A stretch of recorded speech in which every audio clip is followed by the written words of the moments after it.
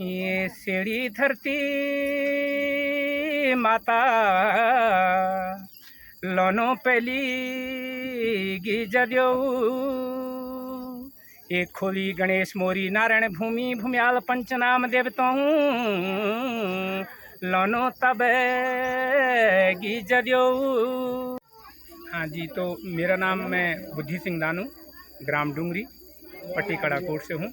और बचपन यानी अपने स्कूलिंग के बाद, इंटरमीडिएट के बाद मैं सैन्य सेवा में रहा।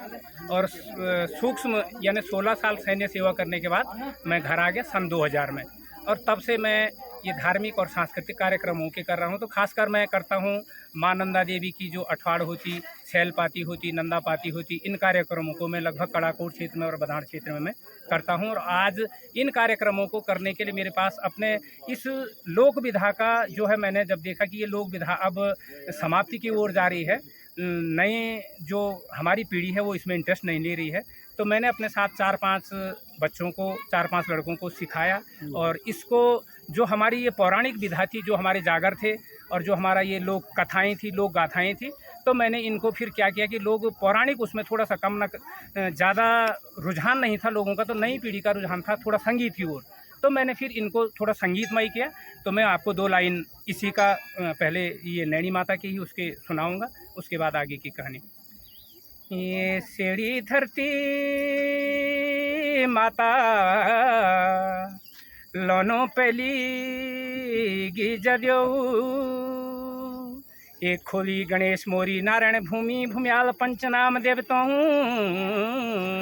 लोनो तब गिजद्यो। ये जय धरती माँ ब्रह्मा का वेद वाचिला, जय धरती माँ ढोल दमों को शब्द गूंजलो।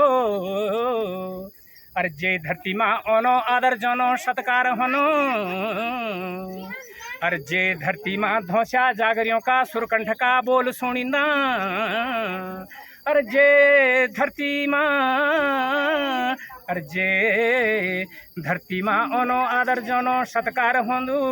अरे जय धरती माँ वीर भड़ों की गाथा होंदी। अरे जय धरती माँ देवतों की भारत लग दी। अरे जय धरती माँ देवतों की मंडाण लग दी। अरे वे सेड़ी धरती माता लोनो पहली गिजद्यो। तो यहाँ से हम इस अपने एक आलाप के साथ, और इसको आप जागरों की जो हम शुरुआत करते हैं, तो हम जागर शुरू करते हैं। ये धन नारायण रे द्यो के द्यो, धन नारायण रे द्यो के द्यो। ये ऋषियों की बाली रे द्यो के द्यो, ये नागलोक बाली रे द्यो के द्यो। ये बरसों बीतिगा रे द्यो के द्यो, बरसों बीतिगा रे द्यो के द्यो। ये रेगी सुती नागा लोक रे द्यो के द्यो, सुती नागा लोक रे द्यो के द्यो। ये तेरो पिताजी बासुकी रे द्यो के द्यो, माता पद्मिनी रे द्यो के द्यो। ये नोबेण्यो नागिण्यो रे द्यो के द्यो, ओ सुती नागा लोक रे द्यो के द्यो। ये तब घना ऋषा सोमा रे द्यो के द्यो, होय बनी बनी गा 200 रे द्यो के द्यो। ये तब मैं तेरी स्योलो रे द्यो के द्यो, न्योती बुलियाई रे द्यो के द्यो।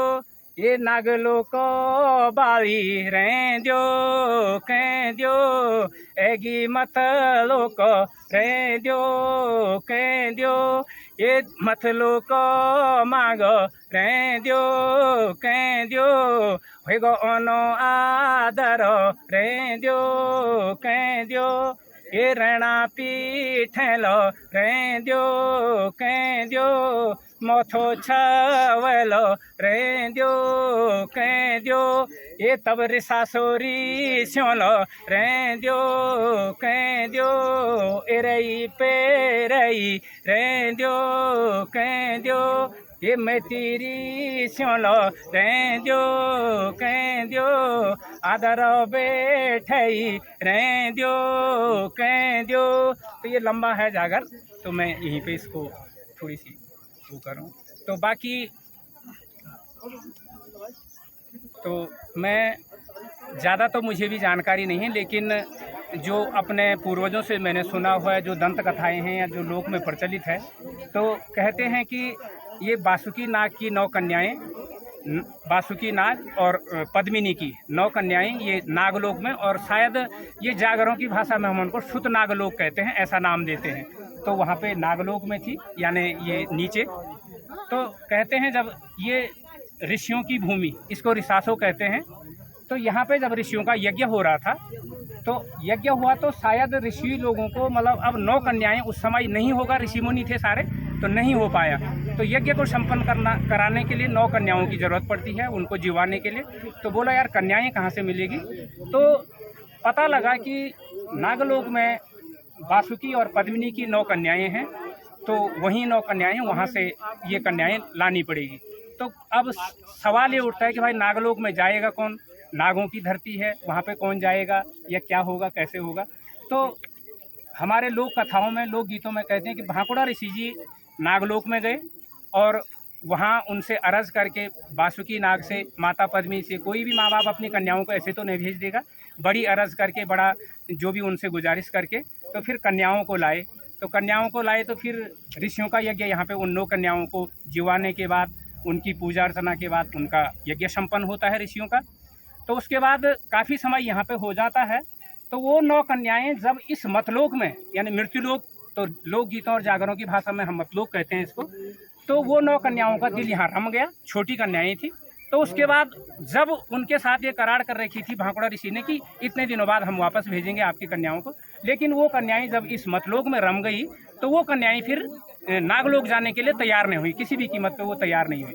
तो फिर वो कन्याएं यही इसी लोक में रम गई, तो यहाँ रहने लग गई। तो एक दंत कथा एक ऐसी भी, इसमें एक जनमान्यता भी है कि ये कोब के ऊपर ये कर्णपुरा का डांडा, वहाँ पे उस जंगल में, तो ये कन्याएं वहाँ पे कुछ अपना खेल खेल रही थी, छोटी कन्याएं थी। तो हौसू बुंगलिया, शायद उधर बूंगा का तरफ का कहते हैं, वो हौसू बुंगलिया आया, वो बकरी वाला था, बकरी चराता था जंगलों में। तो हौसू बुंगलिया जी वहाँ पर आए, तो उनके पास दोखा था, जो बकरी के ऊन का बना हुआ दोखा। हाँ, तो उनके भी 9 बेटे थे।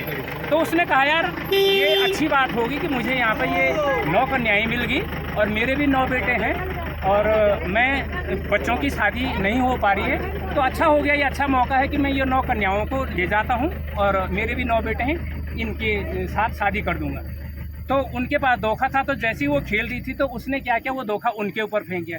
तो वो कन्याएं जो है तितर बितर होगी, एकदम डर से, छोटे बच्चों के ऊपर कुछ फेंकेंगे तो वो तितर बितर होगी। तो बताते हैं कि वहाँ पर से वो बिरड़ गई, बोल दिया हमारी गढ़वाली भाषा में, तो वो जगह जगह गई।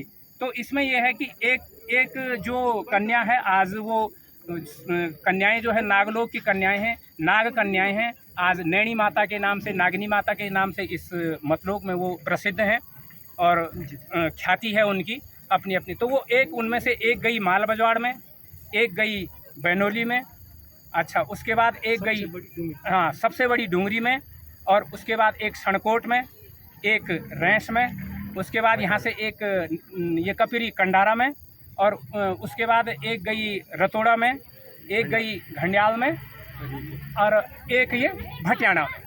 तो ये 9 कन्याएं ये इस प्रकार से हैं। और इसमें से देवरा यात्रा जो है 7 ही, जो ये नागिनी माता जो 7 बहनें हैं इन्हीं की आती है, 2 बहनों की देवरा यात्रा नहीं होती। वो इसलिए कि माल बजवाड़ वाली जो नागिनी माता है वो सिमार में डूब गई, बताते हैं ऐसा है। और जो ये नैनी सैंड कंडारा वाली जो नागिनी जो माता है, तो इसका देवरा यात्रा के दौरान बोलते हैं जो डोनिया जो हमारा बजगीर था, इसका कोई पुत्र खत्म हो गया, तो उसने हमारी पहाड़ी भाषा में उसने दया उसको श्राप दे दिया कि भाई तुम्हारा कभी देवरा, तू भार मत आना कभी। तो ऐसी ये मान्यता है। तो इस प्रकार से मैं इतना ही इसके बारे में जान सकता हूँ। आप बहुत धन्यवाद। धन्यवाद आपके चैनल।